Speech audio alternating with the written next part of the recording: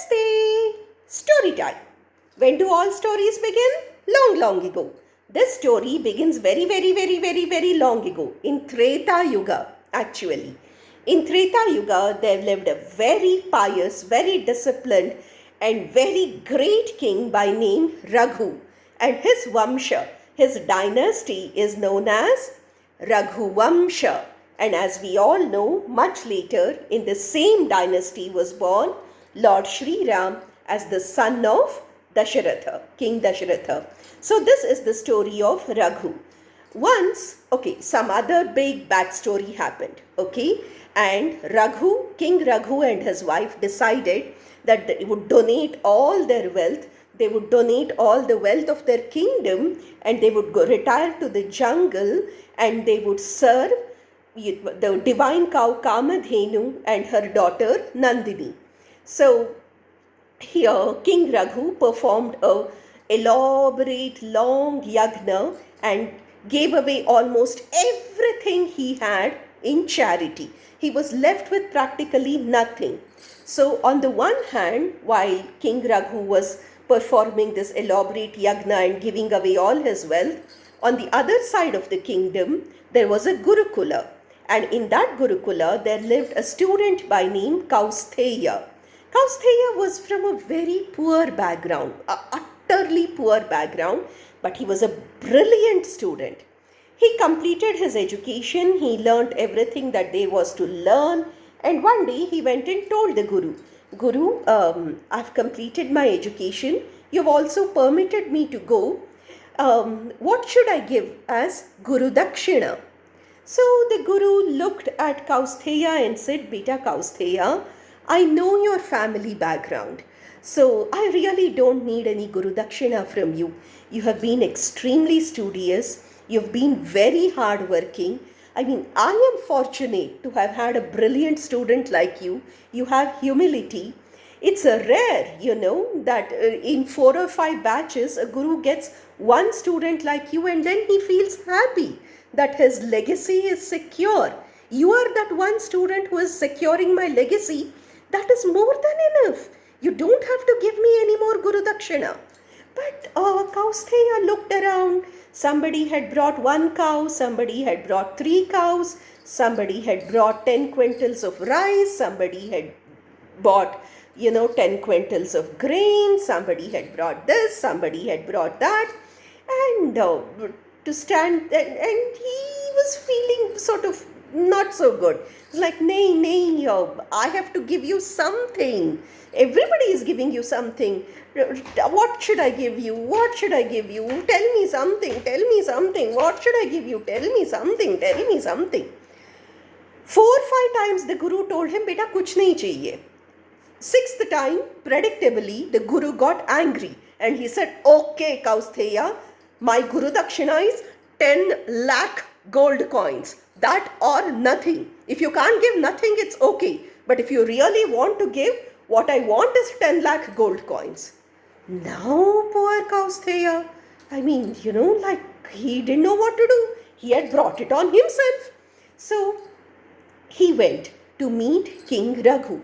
When he came to meet King Raghu had already donated away most of his wealth, including his own jewelry and his own crown. So Kaustheya came and he said, I am a citizen of your kingdom, I am a citizen of Ayodhya, and I have a problem, so obviously I have come to you, the king. So King Raghu said, of course, I am here to listen to the problems of the citizens, tell me. And Kaustheya narrated the whole story, and also his stubbornness and his stupidity, which was now like this. So he said, oh King Raghu, sorry, but this is my situation. I want 10 lakh gold coins. Now King Raghu was like, abhi to sab kuch daan mein de diya. Abhi to I gave away everything. I have nothing. Then he said, okay, I will not send you back empty-handed. Give me a week's time. I will arrange for the money. Then King Raghu was sitting and thinking. Who will have 10 lakh gold coins? Only one person can have such a huge currency at the ready, and that is the Lord of currency, the Yaksha Kubera. The Yaksha Kubera is the god of currency, the god of gold coins. So he will have it ready. So he called his soldiers and he told them to get ready. He said, tomorrow morning we march. Tomorrow morning we march and we attack Yaksha Kubera for his wealth. So the next morning, the huge army of Raghuvamsha set out towards Kubera's kingdom. So on the fort of Kubera's kingdom, Kubera's guards were watching. They were watching and suddenly they saw a huge army led by none other than King Raghu himself was coming to attack them. And then they rushed and they said, oh Lord Kubera, Raghu of the Ikshvaku Vamsha is coming with this huge army to attack you. And Kubera was like, why? There is no history of enmity. There is no reason. There is nothing in the past to make him angry. Why all of a sudden? Without any warning. What's wrong? So he sent his spies to find out. Within a few hours, the spies came back. They said there is no history of enmity. He still holds you, O Kubera. He still holds you in high regard. It is all because of a Brahman student by name Kaustheya who wants 10 lakh gold coins to give away as Guru Dakshina. And then Kubera said, that's it. Okay.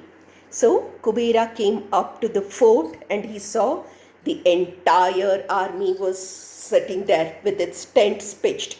And Raghu's tent was also pitched under a big shami tree. There was a big shami tree and Raghu's royal tent was pitched under that. So Kubera smiled and said, okay. Next morning, when Raghu woke up, he noticed that the entire shami tree under which his tent was pitched had turned gold. All the leaves were gold. The bark was pure gold. The whole tree had become gold. And every time they plucked a leaf, a new golden leaf came up.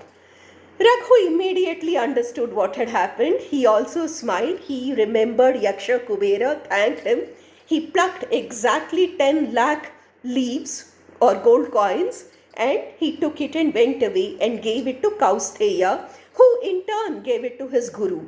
The guru paid income tax for that and distributed the remaining money to all the temples in the area. Temples usually use it for giving food. Most of the temples serve lunch and dinner, lunch mostly. So that way, the entire 10 lakhs found its way back to the society. The moral of the story is that even to this day, it is a strong belief that to us mere mortals, the shami tree appears green. The leaves of the shami tree appear green. But in the eyes of the gods, when you look at it from heaven, in the eyes of the lords, the shami tree has golden leaves. Okay? So if for whatever reason you have decided कि भगवान को सोने का हार दूंगा, भगवान को सोने का मुकुट दूंगा, भगवान को सोने का बाजूबंद दूंगा, I will give this or that of gold to the Lord, and for some reason 7 years are coming to an end and you are not able to, then this is the parihara, this is the solution to the problem. You don't have to give a crown of actual gold. You have to give a crown made of shami leaves. Okay, because they might look green to you, but remember, it is gold in the eyes of the gods. Okay, but you have to plant the shami tree, you have to nurture it, and the leaves should be picked by you. So for whatever reason, if you have taken a mannat saying, I will give a gold bracelet to God, and now you feel that God doesn't require that and I can give the money elsewhere, or I myself am in trouble or something like that, plant a shami tree, nurture it, wait for it to grow, water it every day, and when it becomes tall, pluck the shami leaves and make a crown and offer it to the Lord. The crown may look green to you, but to the Lord, He will accept it as a gold crown. Okay? Thank you.